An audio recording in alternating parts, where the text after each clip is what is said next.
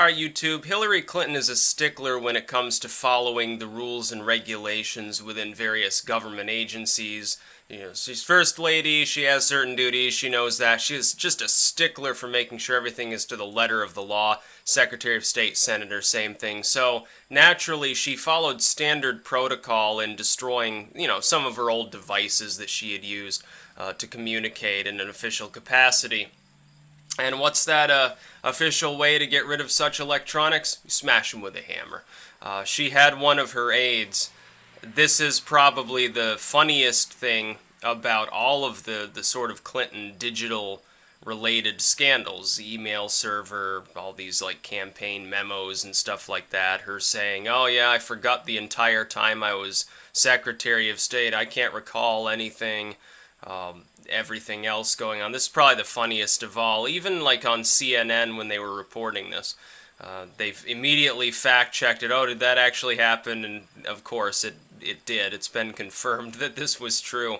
And you could actually see the news anchor there, she appeared to be optimistic about the fact that, no, this couldn't possibly have happened at the State Department. Everyone under the sun would know that this is not how you destroy a device that's been used to access sensitive data. There's no way Hillary Clinton possibly could have done that. And then it was confirmed that, yeah, she did. You could see her face sink like she had just been told that, her parents were both dying of terminal cancer or something like that. It was like, yeah, okay. Alrighty then. It couldn't really be worse than this. As far as what's happening in the race right now is that Clinton has been branded as untrustworthy now for months, okay? She has maintained a slight but measurable lead in much of the polling, even despite the DNC leaks, the DCCC leaks, WikiLeaks saying, yeah, I'm going to drop more info, and so forth and so forth. The vast majority of the U.S. public, about 2/3 of it, rates her as being untrustworthy. Her favorability has tanked as a result, and it's really capped the maximum amount of support that she can possibly garner. There are a significant number of independents in this country who think that she's so untrustworthy that unless Trump literally comes out on stage and starts shitting, they're not going to back her. Now, they may not back Trump. They may back a third party. They may stay home. They may vote for Harambe. But they're not backing Hillary Clinton. But the flip side to that is anybody who cared that she was untrustworthy and is still on board her campaign is not going to give up their support of her simply because it comes out, yeah, I can't remember shit, I've obviously got memory problems, yeah, I directed my aide to destroy several devices with a hammer and completely ignore everything within the State Department that said, yeah, this needs to be properly disposed of, properly wiped, properly disposed of, it can't just be smashed on a rock or something like that.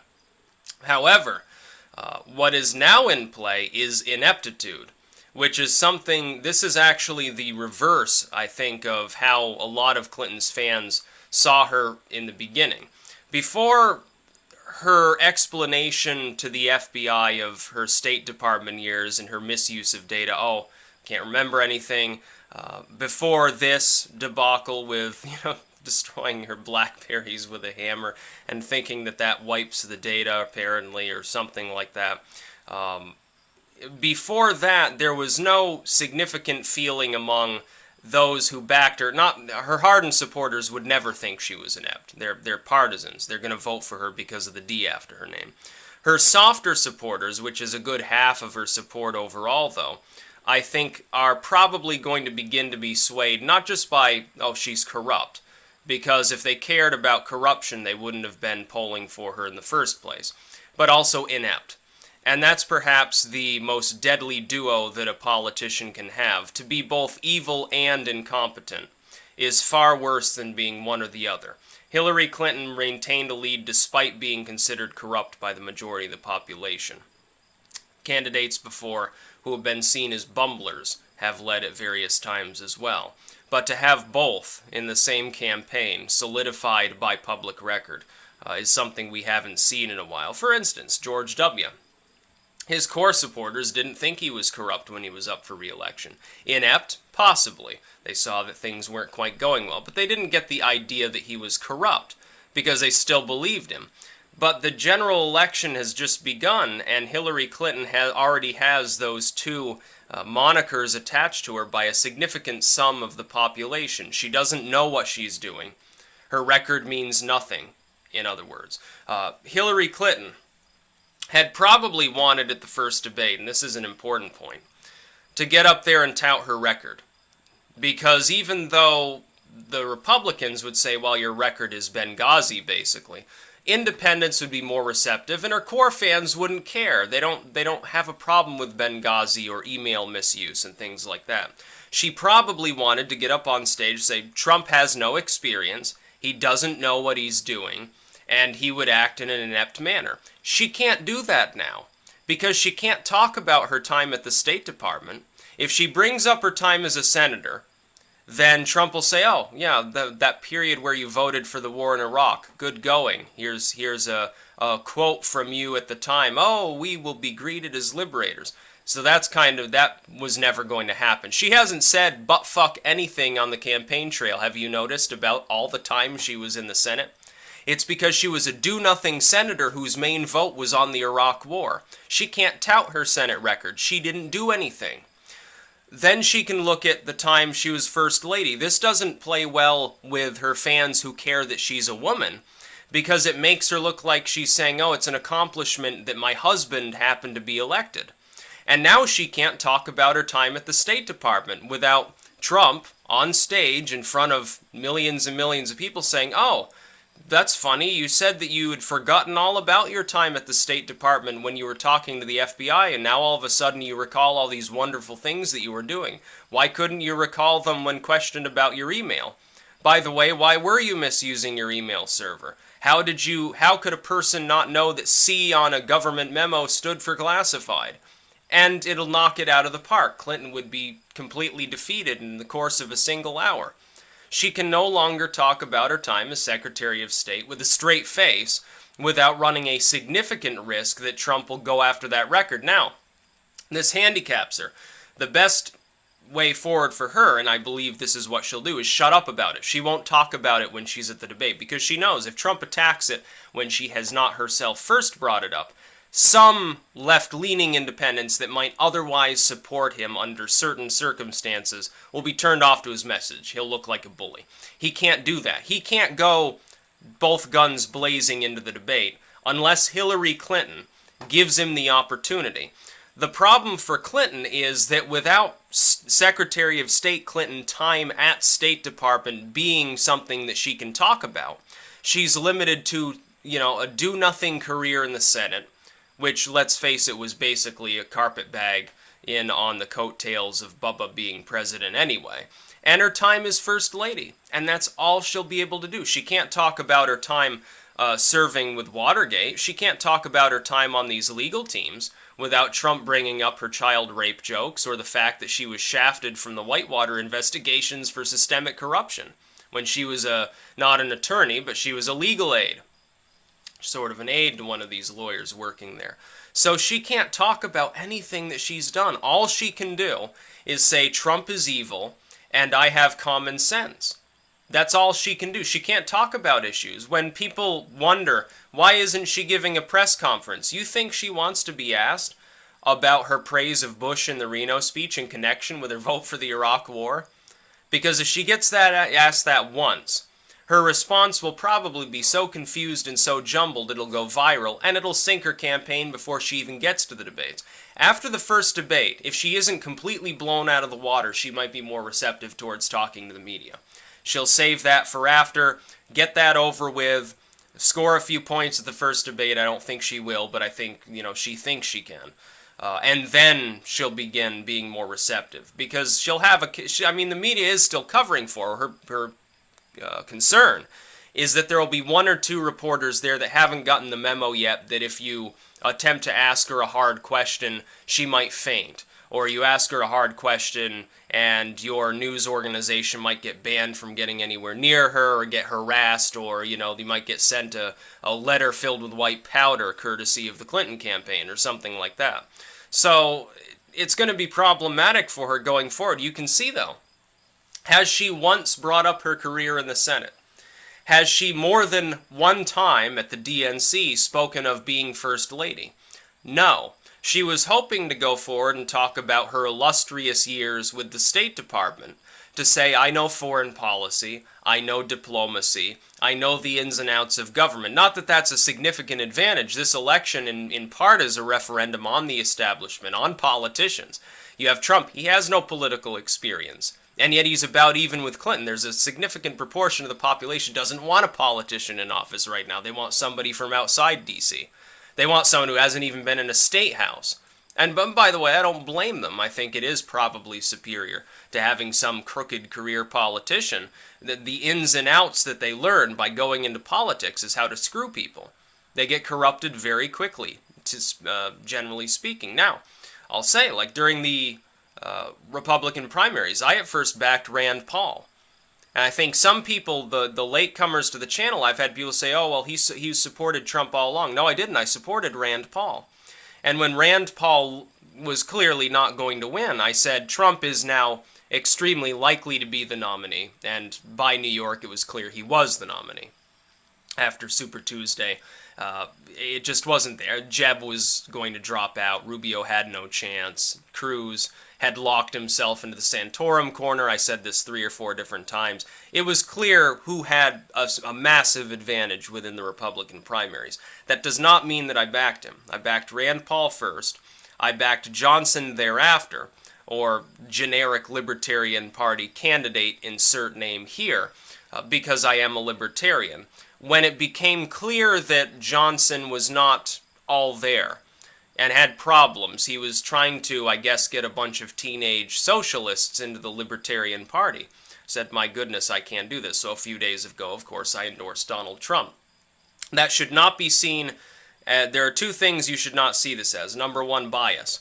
If Trump is clearly going to lose, I will tell you Trump is clearly going to lose. I will not mince words about that. I'm not going to start arbitrarily adding points to the polls, ranting about skewed polls and election rigging and all of this nonsense that the Karl Roves of the Republican Party fucked themselves with in 2012. I'd rather be accurate than have the result that I prefer.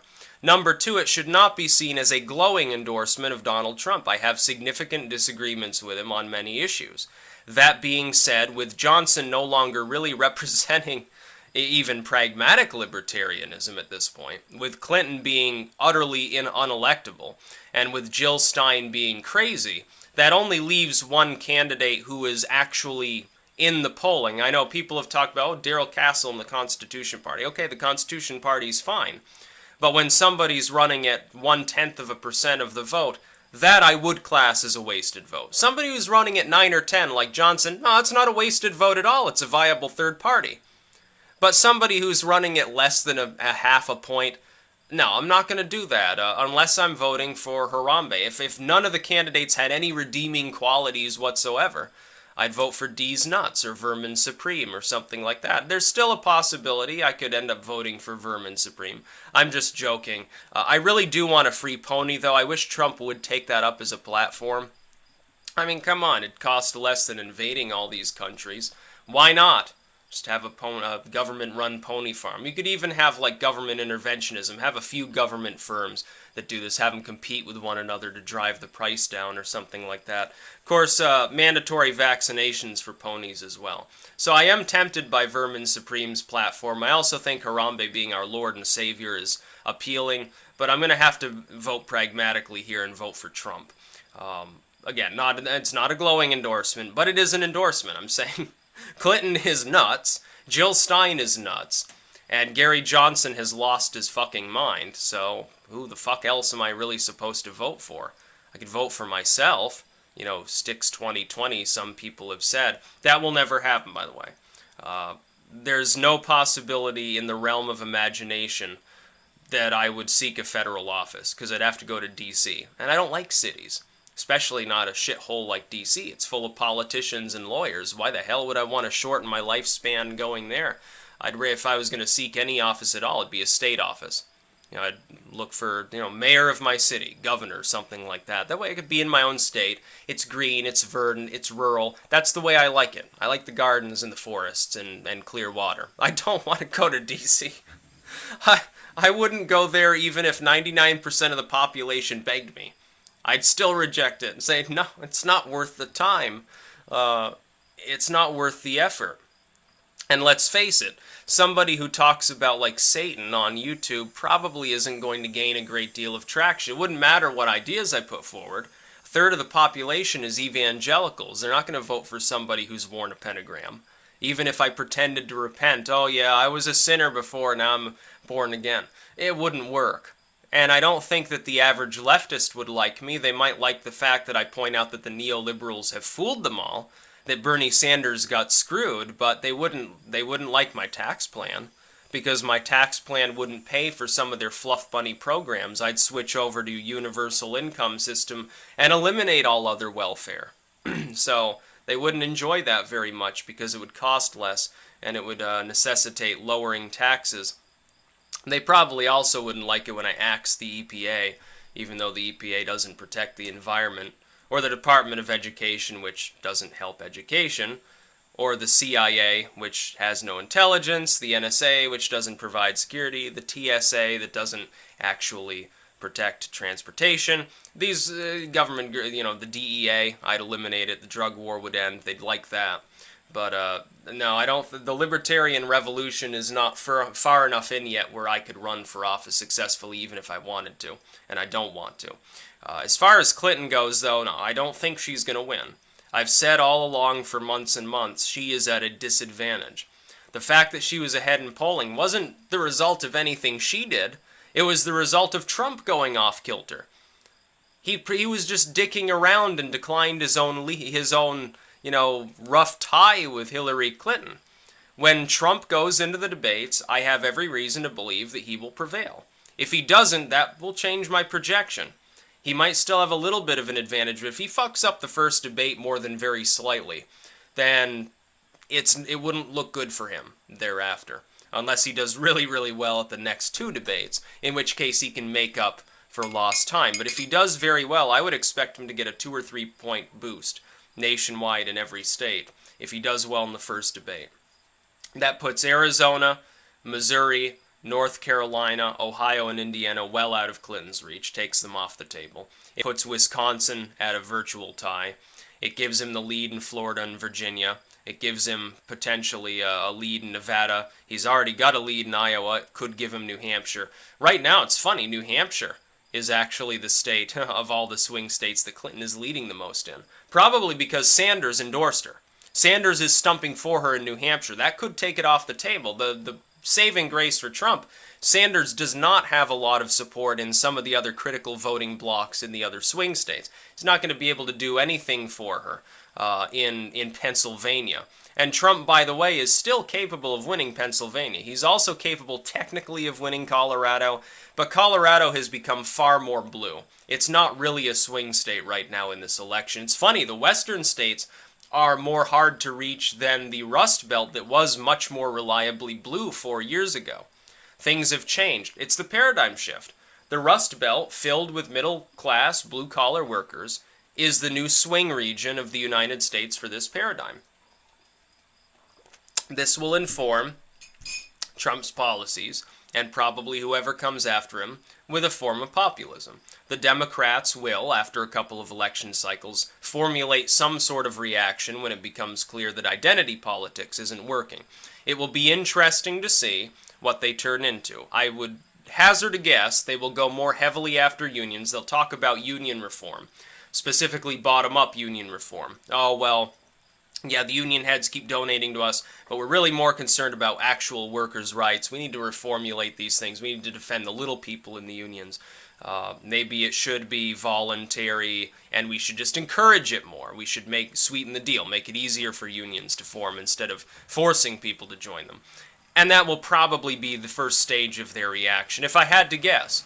Because the Democrats always react, or the Republicans react, to whoever seizes the new paradigm. Trump is creating one. That's why I believe he'll win. That's about all. Peace out.